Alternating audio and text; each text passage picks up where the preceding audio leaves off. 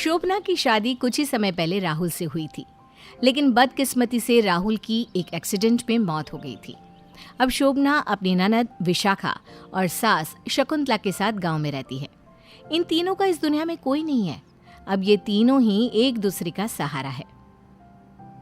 विशाखा, घर में तो खाने के लिए कुछ भी नहीं है। अब हम माँ को क्या देंगे? भाभी, कुछ तो होगा। देखो, अगर थोड़े चावल पड़े हो तो मैं रामू काका की दुकान से दाल ले आती हूँ। पैसे बाद में दे देंगे। माँ के लिए खिचड़ी तो बन ही जाएगी। रामू काका अब उधार नहीं देंगे। उन्होंने कल ही मुझसे कहा था कि पहले पुराना उधार चुकता करो, फिर दुकान से कोई सामान मिलेगा। ये सब बातें शकुंतला भी सुन रही होती है। वो अपनी बहू और बेटी के पास आकर कहती है, अब बहू, मुझे ना आज भूख नहीं, आज मैं खाना नहीं खाऊंगी। लेकिन माँ, आपको तो दवाई लेनी है ना, और अगर आपने दवाई नहीं खाई तो आप बीमार पड़ जाएंगी। अरे कुछ नहीं होगा मुझे। जो अपने बेटे के मरने का गम सह गई हो, अब उसे किसी चीज से क्या फर्क पड़ेगा। शकुंतला की बात सुनकर शोभना और विशाखा को बहुत दुख हुआ। वो दोनों ही राहुल को याद करके रोने लगी। अगर भैया जिंदा होते तो माँ को कभी इस तरह भूखा नहीं रहना पड़ता। और हम माँ के लिए कुछ भी नहीं कर पा रहे हैं। भाभी, हम तो जैसे हैं वैसे ही रहेंगे। आप हमारे लिए अपनी जिंदगी क्यों खराब कर रही हो? आप दूसरी शादी क्यों नहीं कर लेती? और यही बात तो मैं तुम्हें रोज कि मेरे पति का घर अब मेरा घर है और उनकी माँ मेरी माँ है। तुम्हें अब शादी कर लेनी चाहिए विशाखा। मैं आप दोनों को इस हालत में छोड़कर शादी नहीं कर सकती। और वैसे भी आजकल लोग बहुत समझदार हो गए हैं। गरीब की बेटियों की शादी इतनी आसानी से कहाँ होती है। चलो छोड़ो इन सब बातों को। अभी फिलहाल तुम कुएं से जाकर पानी ले आओ। मैं माँ के लिए चावल उबाल देती हूँ, कुछ तो जाएगा उनके पेट में। विशाखा मटका उठाकर पानी लेने चली जाती है। अब वो कुएं पर जाती है तो विमला अपने बेटे सोनू को पीट रही होती है। कितनी बार कहा है तुझसे, इतनी शैतानी मत कर इतनी शैतानी। अब कौन लाएगा तेरे लिए पतंग? विशाखा उसे बचाते हुए कहती है, अरे भाभी, बस करो, कितना पीटोगी इसे? ऐसा क्या कर दिया इस बेचारी ने? अरे क्या बताओ विशाखा, इसके बापू कल दूसरे गांव गए थे, वहां से इसके लिए पतंग लेकर आए। ये देख, इसने पतंग को पानी में फेंक दिया। इस पूरे गांव में पतंग की एक भी दुकान नहीं है। अब इसके लिए दूसरे गांव कौन जाएगा पतंग लेने के लिए? बेटा सोनू, तुमने पतंग को पानी में क्यों गिराया? विशाखा दीदी, मैंने जानबूझकर नहीं गिराया, गलती से गिर गई। अच्छा, चलो कोई बात नहीं। तुम मेरे साथ घर चलो, मैं तुम्हें बहुत अच्छी सी पतंग बना कर दूंगी। ठीक है विशाखा, ले जा इस मुसीबत को, और रात तक भेजो माती से घर पर, नहीं तो इसकी हड्डी पसली एक कर दूंगी। विशाखा सोनू को अपने साथ ले जाती है। वो कुछ अखबार निकाल कर लाती है और फिर चूल्हे के पास से कुछ लकड़ियां लेती है और उन लकड़ियों को बहुत पतले पतले हिस्सों में काट देती है। वो कुछ सोचने लगती है। उसे इस तरह सोचता देख शोभना उससे पूछती है, क्या सोच रही हो विशाखा? भाभी, मुझे सोनू के लिए पतंग बनानी है।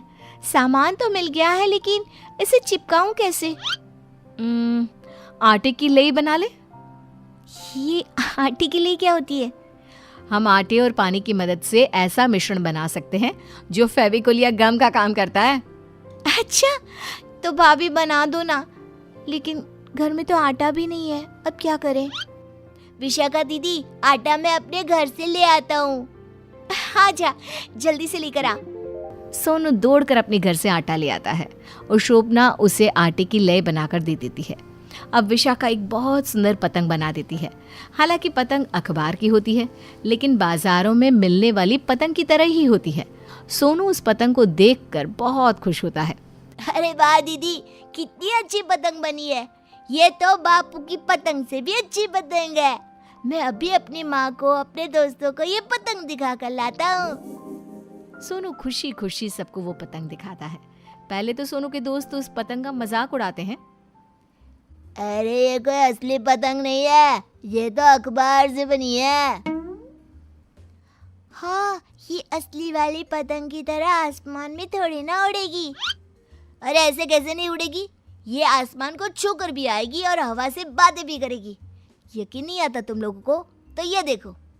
अब सोनू ने उस पतंग को उड़ाना शुरू किया तो वो पतंग बहुत ऊंची उड़ने लगी। सारे बच्चे पतंग को देखकर बहुत खुश होने लगे। अब गांव के सभी बच्चे विशाखा के पास गए। दीदी हमारे लिए भी सोनू जैसी पतंग बना कर दो ना। विशाखा दीदी मेरे लिए सोनू से भी बड़ी पतंग बना कर देना। अरे नहीं नहीं, मुझे नहीं आती पतंग बनाना, चलो भागो अपने घर। अरे क्यों भगा रही हो विशाखा, बना दो ना। भाभी देखिए तो कितने सारे बच्चे हैं, पूरा दिन और पूरी रात लग जाएगी इनकी पतंगों को बनाने में। अब अगली सुबह सारे बच्चे अपने अपने माता पिता को लेकर आते हैं। क्यों रे विशाखा, तुमने विमला के बेटे के लिए तो पतंग बना दी, हमारे बच्चों के लिए पतंग क्यों नहीं बना रही? दीदी गांव के सारे बच्चे पतंग बनाने के लिए बोल रहे हैं, अब आप ही बताओ, मैं सबके लिए पतंग बनाऊंगी तो पूरा दिन और पूरी रात लग जाएगी। अरे तो क्या हुआ विशाखा, हम तुमसे फ्री में पतंग नहीं बनवाएंगे, तुम पतंग के बदले पैसे ले लेना। हाँ विशाखा बहन, हम दूसरे गांव से 50 रुपए की एक पतंग लाते हैं, तुम हमसे एक पतंग के 100 रुपए ले लेना। आखिर तुम खुद से पतंग बनाओगी, इतनी मेहनत करोगी, इससे तुम्हारी कुछ आर्थिक मदद भी हो जाएगी और हम तुमसे पतंग खरीदेंगे तो हमारे पैसे सही जगह जाएंगे। आखिर तुम हमारे गांव की लड़की हो। गांव वालों की बात सुनकर शोभना कहती है, अब ठीक है, विशाखा सबके लिए पतंग बना देगी। अब जिस जिसको कल सुबह पतंग चाहिए वो आज ही 100 रुपए जमा करा दे, इससे हमें अंदाजा हो जाएगा कि कल सुबह तक हमें कितनी पतंग बनानी है। शोभना की बात सुनकर गांव वालों ने पैसे जमा करवाना शुरू कर दिया और थोड़ी ही देर में शोभना के हाथ में 1300 रुपए थे। विशाखा, अभी कुछ देर पहले तक हमारे पास फूटी कौड़ी तक नहीं थी, अब देखो 1300 रुपए इकट्ठे हो गए। हमें सुबह तक 13 पतंग बनानी है, अरे आसानी से बन जाएगी। आप ठीक कह रही हो भाभी, एक काम करो, आप रामू काका की दुकान से घर के लिए थोड़ा राशन और आटा ले आओ, मैं अखबार और कुछ लकड़ियाँ जमा करती हूँ। विशाखा, शोभना और शकुंतला ने उस दिन पेट भर कर खाना खाया और फिर वो अपने काम में लग गई।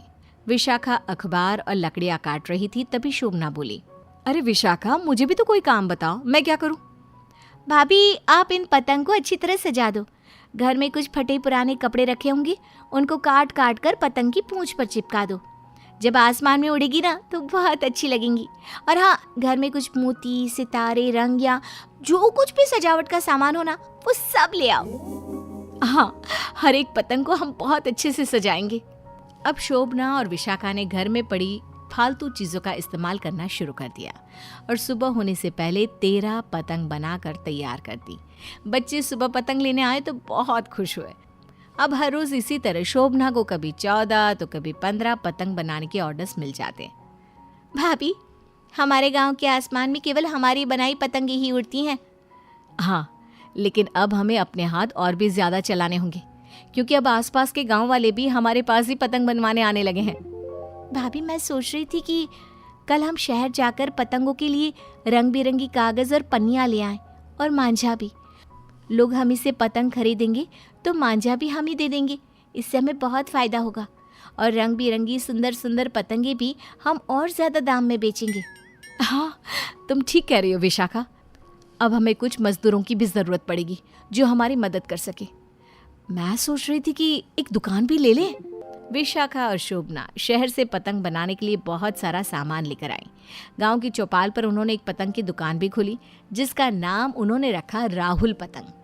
उनकी इस काम में उनकी माँ भी हाथ बटाने लगी और इस तरह उनकी गरीबी दूर हो गई। एक दिन दुकान पर एक बच्चा आया। विशाखा दीदी, मेरी पतंग सारे बच्चे काट देते हैं, मुझे टाइनी मंदा चाहिए।